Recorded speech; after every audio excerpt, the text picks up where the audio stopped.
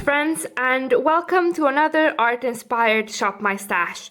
This time we are going to do a look inspired by the painting Elijah in Wilderness by Frederic Leighton. This video is also a collaboration with the ever so wonderful Alex the Alchemist. I'll talk about her more after the Shop My Stash segment when we get into the actual doing the look. This is a fragment of the painting.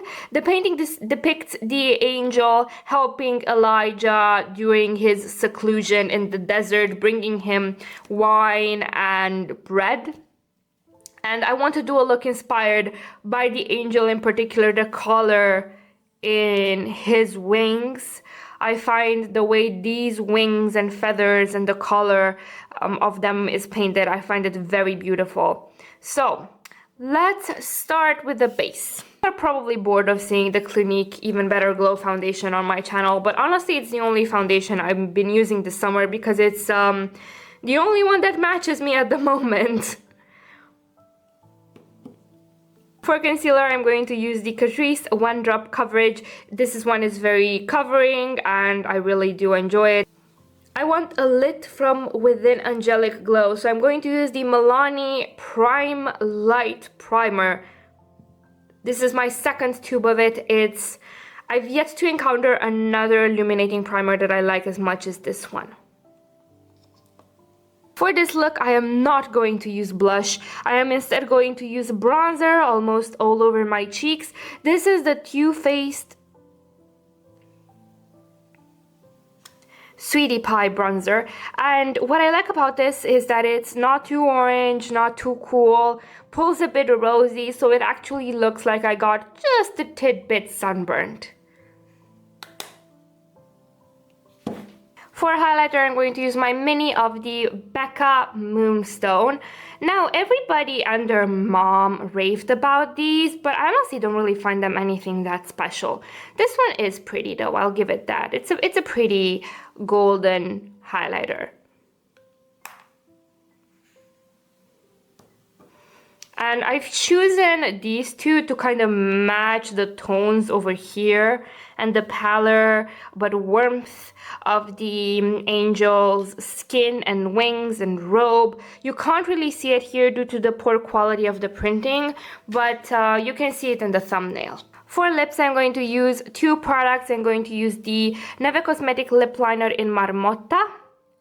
And I'm also going to use the lipstick of Maybelline Beige Bage, which is just a bit too light for me, so I'm hoping that mixing these two will make it look like a proper nude. So I just want to line my lips with this one and fill it in with that one so it doesn't look too concealer lips-ish. But I do love it. It's a very pretty nude. It's just not the kind of nude that I want to use right now. Off screen, I have soap because I want to try soap brows. On other people, I always felt that soap brows looked so aesthetic, so wild at heart, while on me, kind of like two fuzzy caterpillars, but we'll give that a go. For the bulk of the look, I want to use the Zoeva Eclectic Eyes, and you'll immediately see why. So we've got these tones that match what's in the angel's wings. We've got these browns, we've got this beautiful language of light that almost matches this area over here, and we've got this gray that I feel matches the darker areas over there. So I really feel that this is going to be a very nice choice to go with. Melkior Single in Sweet Pink, which I feel would be good to add these sparse pink tones in the angel's wings. Where did I put this? I'll put this here. I'm also going to use a bit of Sydney Grace Officer, which is a very dark matte, a purplish desaturated matte, and I do like it very much. So I think it's going to work really well to match, again, this darkness that you can see over here. Another single that I want to use is Looxi Foxy Lady. This is a top with a golden reflect. See? It's a duochrome. And again, I feel it matches the tones in the angel's wings. As you can see, I'm really, really obsessed with that angel's wings. Now we've got more or less everything that I need for this look, so let's get started, shall we? Hi, my name is Mia and this is my virtual vanity, a place where we both love makeup and we're quite critical of it. And I'm back at it again with another of my art-inspired Shop My Stash videos. In case you're new here, these videos are basically me taking a painting, making a look inspired by either the colors in the painting or like the makeup that I think the subject of the painting is wearing, and then kind of shop my stash around it. Maybe I won't shop all of the products that I put on my face, but a vast majority I try to make fit into the theme and inspiration that I gather from that painting. And during this whole get ready with me inspired by the painting, I just talk about various topics related to it. This video we are going to talk about this particular painting over here. Well, this is just a detail. I'm gonna pop the actual painting here. This is a painting called Elijah in Wilderness by Frederic Leighton, a very prominent painter in his time, a very influential man and a very important man for the art period of the time. Now, this is a painting with a religious motif. And when I saw that, you know, it's a religious painting, I thought, you know, I have an awesome YouTube friend that's kind of religious that would probably love to talk about this. So yes, this is a collaboration with my wonderful friend Alex the Alchemist here on YouTube. She loves colorful looks, she offers insightful commentary into the beauty community and sometimes into her religious community. I don't know how to describe Alex in a way that would convince you how great she is, because like when it comes to other people, I honestly don't have patience for religious talk. Like, I respect your opinions, but I'm not really into the whole religion Christianity stuff. I'm spiritual, but not that kind of way. So, you know, I really don't seek out that topic. But when Alex talks about it, I can't help but listen. She has such a beautiful outlook on things and such faith that she makes me want to have faith.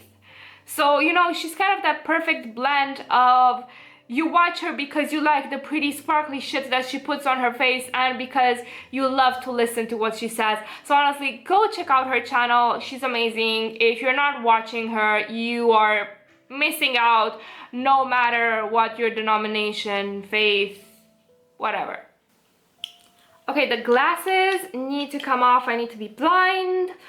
We are going to start, of course, with a primer, and I'm using the Milani Prime Light, which this is like my second tube of it, and I really do enjoy it. It's not sticky, it's not glittery, at least I don't find it is glittery. Your mileage may vary. I have a very high glitter tolerance. And I'm going to follow this with color correcting concealer and foundation while I tell you a bit about who Frederic Leighton was. So, who was Frederic Leighton? Frederic Leighton was a very important painter in his time, which was the 1800-ish. He quickly became very praised for his skills and the way he treated the subject matter which he painted, and eventually he became the head of the Royal Academy. The Royal Academy is very, very important, and we're going to talk about it later because it is relevant to both the subject matter and the style of this painting that we are talking about. Now, another interesting thing about him is that he acquired a title eventually. He was so beloved, so acclaimed that the crown saw fit to give him a title, and he eventually became a baron. Unfortunately, that title died a day later because he literally died too of natural causes, so nothing nefarious. He was a bachelor his whole life, and you know, there are speculations among historians that he may have been gay because he exchanged, you know, a couple of emotion-filled letters with a certain poet, and he did surround himself with many men and young men. Not that women were allowed yet in the academy, so really you could only talk with men at the time if you were an academician. They say that the evidence is not conclusive, but come on now. The guy was a bachelor his whole life. He basically sent love letters to some handsome poet. He was, by all means, a fabulous gay man with great talent. I just primed my eyes, and as I start working on my brows and you know, rest of the face makeup, because I'm going to leave. Is it really a clever idea to leave eyes last though? Maybe not. Okay, I'm going to start with the eyes, and I'm going to tell you all about the Royal Academy and why being part of an academy was so important at the time. I'm going to go with limitless motions in the crease, followed by photogenic painting. To that, I'm going to add a bit of color with the Melkior single in Sweet Pink, because the angel does seem to have some pink reflex in his wings.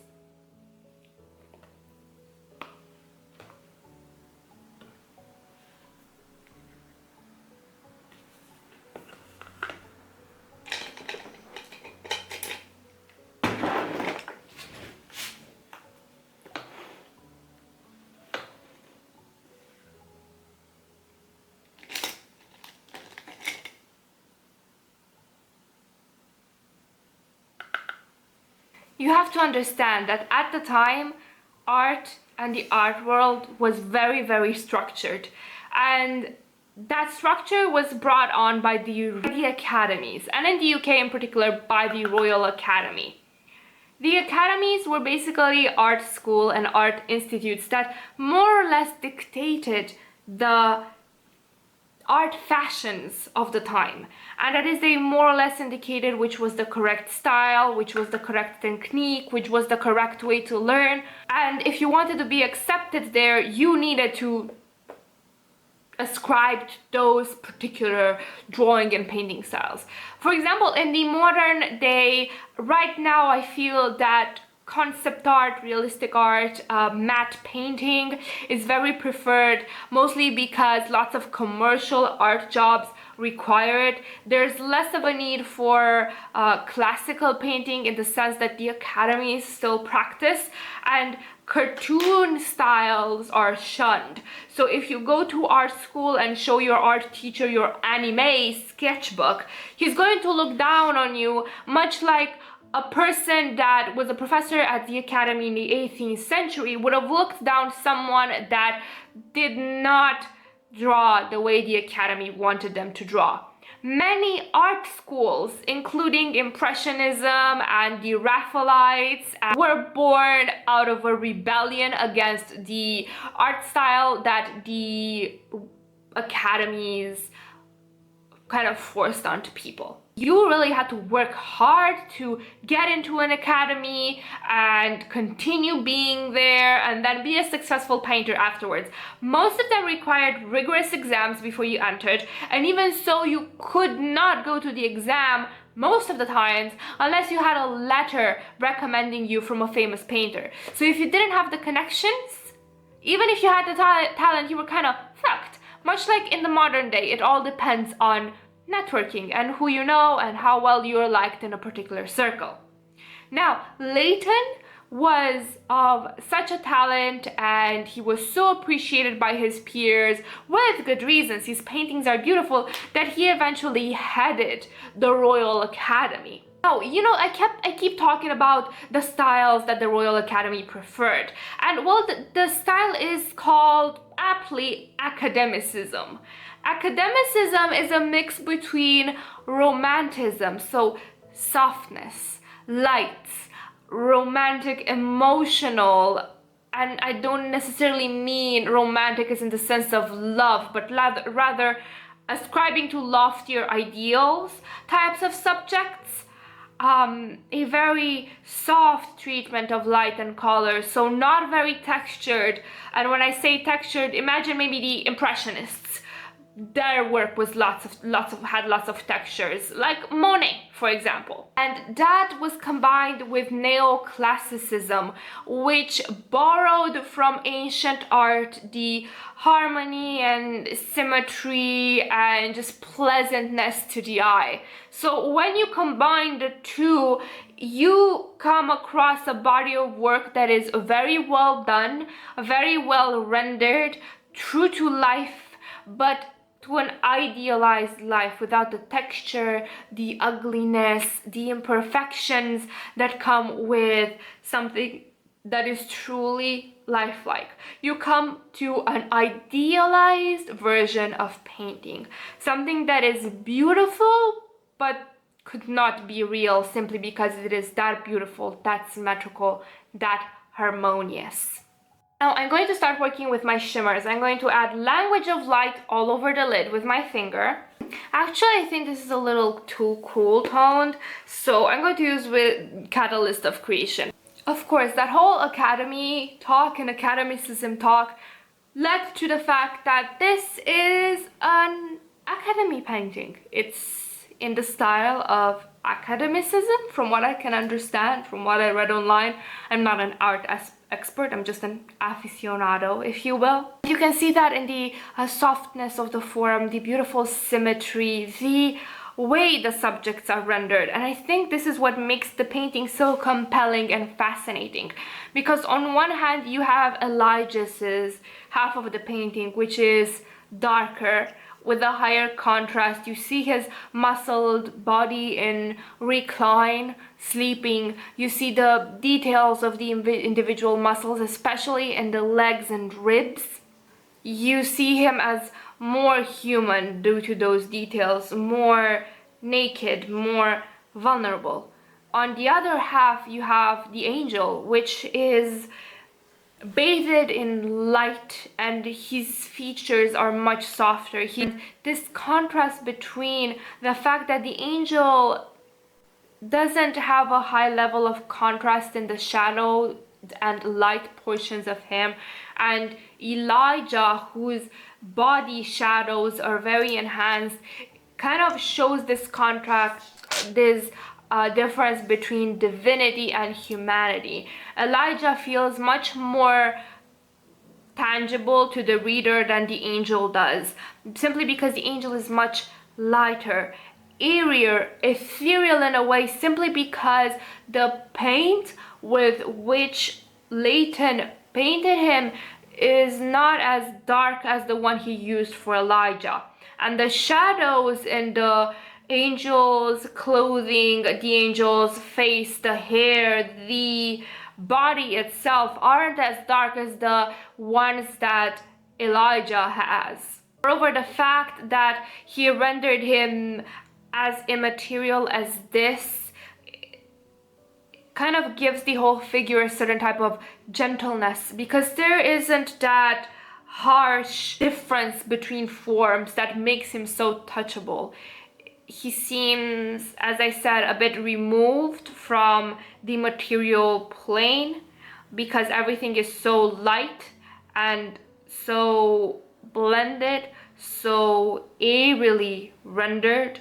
And so when an onlooker would take a look at this feet tall painting, he would legitimately feel as if he intruded upon a scene where the divine met the mortal.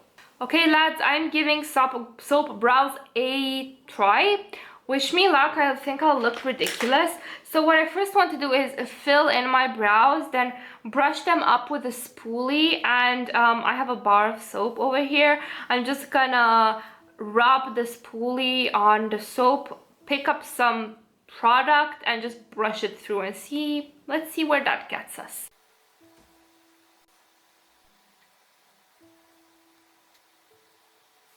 Now I feel like I look a bit crazy, but it's not so bad.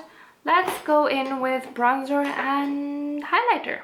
really hoping that Alex discusses the more religious aspects of the painting, because I feel she would be more knowledgeable on that than I would. I read a bit about it, and it does seem like a beautiful story about faith and hope and just, you know, holding on in the idea that there's always a plan behind all of this suffering. But I'm really keen on hearing her interpretation of things.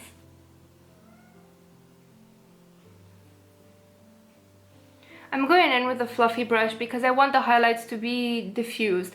But I'm also really going heavy-handed because, you know, if Angels had highlighters, it would probably be on fleek. People still use on fleek. I kind of want to highlight all over. I don't know, I just want to look glowy. Okay guys, this is the final look. I hope this video was interesting for you, at least just to hear about how art snobbery and art elitism has always been a thing. Thank you guys so much for watching. I hope I'll see you the next time in the next video. Please don't forget to check out Alex's video because I'm sure hers will be much more interesting from a human, religious point of view rather than from an art history point of view. Have a great evening, morning, whatever it is where you're from. Bye!